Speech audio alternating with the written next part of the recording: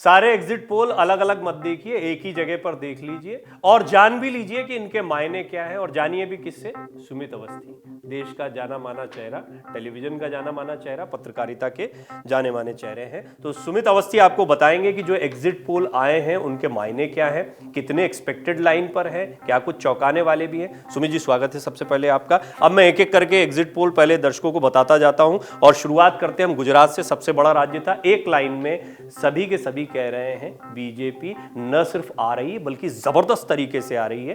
TV 9 on the spot का जो सर्वे है वो कहता है 128 सीटें।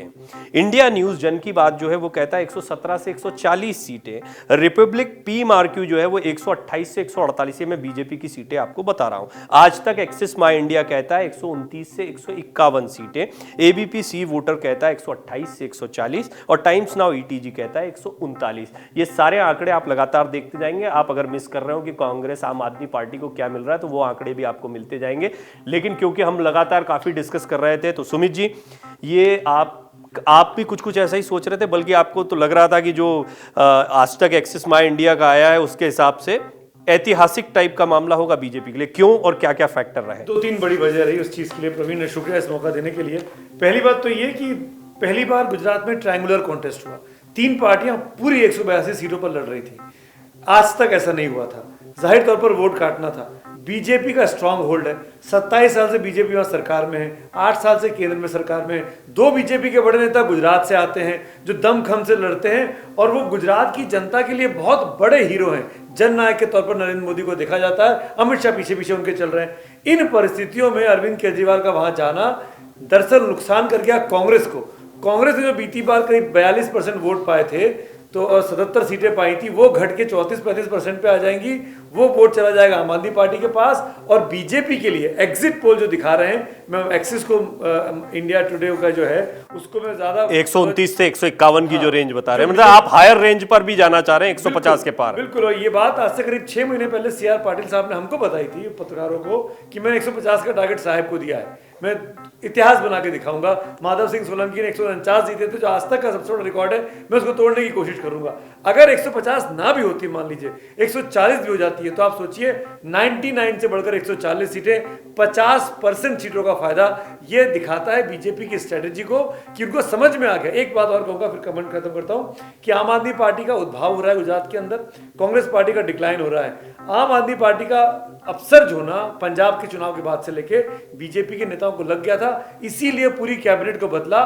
सारे नए MP, सारे नए MLAs को मंत्री बनाया, नया मुख्यमंत्री बनाया। सब फर्स्ट टाइम है। उसका फायदा हुआ कि जितना फर्स्ट टाइम का वोटर था वो बीजेपी के साथ रुक गया, बजाय आपके साथ। कांग्रेस आपके लिए बड़े बिखरे हुए से आंकड़े हैं, तो मैं अगर सीधे सीधे कह दूं, एक बहुत एग्रीगेट निकालकर बोल दूं, तो 30 से 35 कांग्रेस और 10 से 11 आम आदमी पार्टी, ये दिखाई देता है। लेकिन आम आदमी पार्टी भी, एक बहुत छोटा कमेंट, आम आदमी पार्टी बीजेपी का मुकाबला नहीं दिखा, मुकाबले में दूसरे नंबर पर कांग्रेस रही। ये बात भी सही होगी। बिल्कुल बिल्कुल सही होगा। इसमें एक चीज और इंपॉर्टेंट चीज है, आम आदमी पार्टी क्योंकि ढिंढोरा पीटने में माहिर है, प्रोपेगेंडा करने में माहिर है, पोस्टर लगाने में माहिर है, सोशल मीडिया कैंपेन चलाने में माहिर है, तो वो ये कहेगी अगर ये ऐसा हो जाता है कि हमने मोदी के गुजरात में 10 सीटें पा ली, 5 सीटें पा ली, 11 एंट्री कर ली है हमने अगले चुनाव में हम बहुत अच्छा करके दिखाएंगे। हालांकि ये एग्जिट पोल के नतीजे हैं, 8 तारीख तक का इंतजार करिए, तब पता लग जाएगा। लेकिन जब सबके सब एक भाषा में, एक सुर में एक बात कहते हैं तो थोड़ा सा मानना पड़ता है। लेकिन मामला गड़बड़ा जाता है हिमाचल प्रदेश में। वैसे भी गड़बड़ाना था, छोटा राज्य है,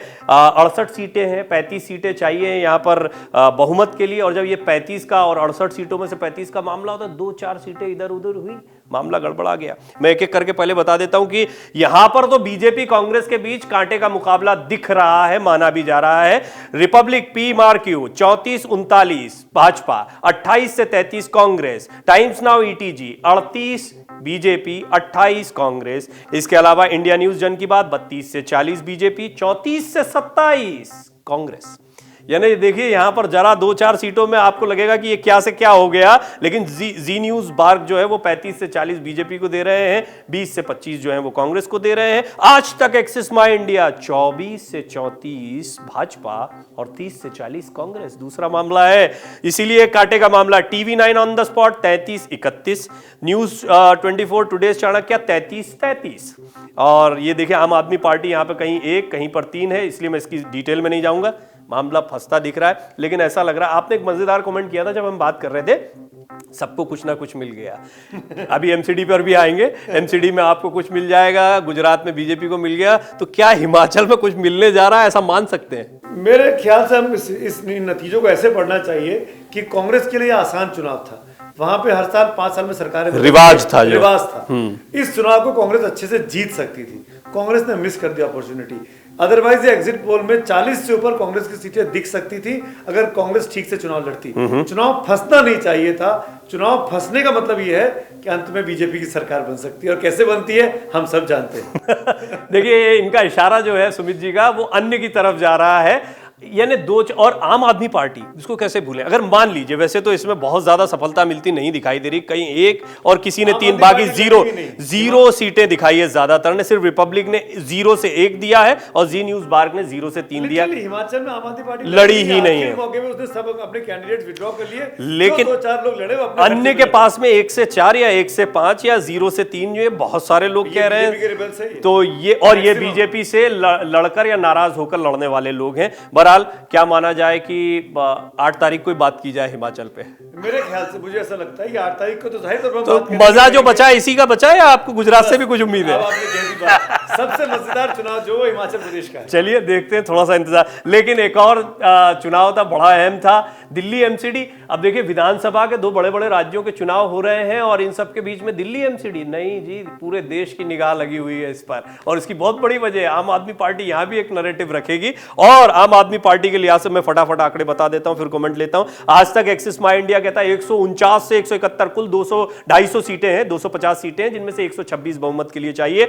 149 से 171 आज तक एक्सिस माई इंडिया कहता है। टाइम्स नाउ ईटीजी कहता है 146 से 156। या मैं आम आदमी पार्टी की सीटें आपको बता रहा हूं। इंडिया न्यूज जन की बात 150 से 175, TV 9 on the spot 145, Zee news BARC 134 से 146।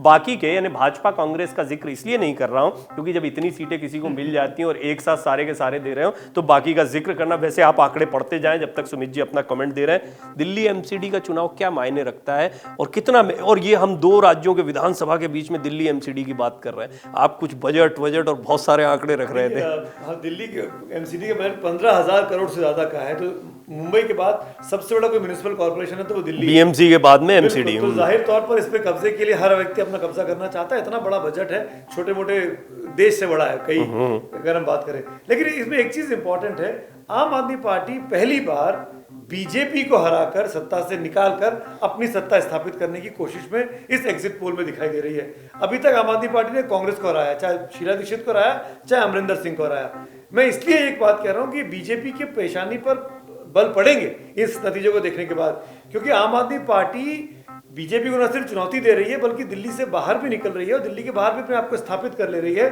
जबकि ममता अपने राज्य में है, अखिलेश अपने राज्य में है, केसीआर अपने राज्य में है, तो बीजेपी के विरोधी अपने अपने राज्य तक सीमित है बीजेपी को चुनौती देने के लिए।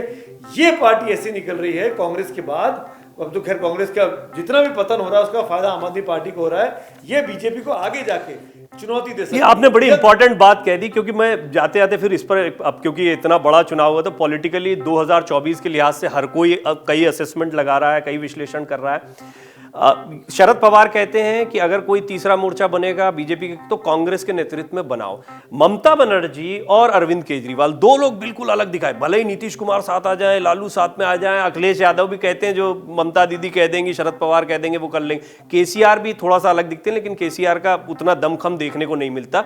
आपको क्या लगता है कि क्या ये नैरेटिव सेट कर पाएंगे, जैसे अभी गुजरात में कोशिश करी है कि 2024 का जो लोकसभा चुनाव है उसमें प्रधानमंत्री मोदी, बनारस लड़ भी चुके हैं वैसे तो, लेकिन 2024 में कोई बड़ी ताकत बनकर उभर रहा है। देखिए, ये दूर की कौड़ी है। मेरे ख्याल से अभी अरविंद केजरीवाल के पास इतना दमखम नहीं है कि नरेंद्र मोदी को चुनौती दे सके राष्ट्रीय स्तर पर, उनको हरा सके।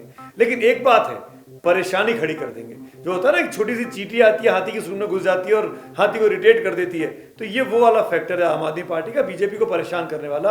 और मैं इसलिए भी कह रहा हूं कि अरविंद केजरीवाल दमखम से चुनाव लड़ते हैं। आज सुबह भी अगर आप ट्वीट देखेंगे ना उनके, उस ट्वीट्स में भी वो ऐसे क्लेम कर रहे हैं आम आदमी पार्टी के लोग कि सरकार हमारी बनने जा रही है गुजरात में, जहां वो तीसरे नंबर की पार्टी एग्जिट पोल में दिखाई दे रही है। तो वो चुनाव लड़ना जानती है, चुनाव लड़ाना जानती है। और एक और इंपॉर्टेंट चीज है, बीजेपी की लीडरशिप के साथ अगर आप एज कंपैरिजन करें आम आदमी पार्टी की लीडरशिप का, तो 20 साल का अंतर दिखता है। ये 50 साल के हैं, वो 75 साल के हैं। इनके पास वक्त बहुत है लड़ने के लिए, ये उनको कवर कर सकते हैं। तो ये लंबी रेस की लड़ाई के लिए बीजेपी के लिए परेशानी का सबब बन सकते हैं। एक फाइनल कमेंट आपसे चाहूंगा कि अभी कुछ एक्सपर्ट्स हमसे बातचीत में ये भी कमेंट कर रहे थे कि गुजरात में मिलकर लड़ते तो बात अलग होती। क्या लगता है कि ये जो नतीजे होंगे कुछ सीख देंगे या कोई नया समीकरण 2024 में बनाएंगे? नहीं, मैं नहीं मानता। ये मेल राजनीति ही गड़बड़ा जाएगी। ये मेल जोल नहीं हो सकता। ये मेल जोल अगर गुजरात में हो गया, मान लीजिए ऐसी स्थिति आती कि बीजेपी, ये आम आदमी पार्टी और कांग्रेस की बात हो रही, स्पष्टता आपको बता दें। इसकी वजह इसलिए बता रहा हूँ कि 24 का चुनाव कमजोर हो जाएगा।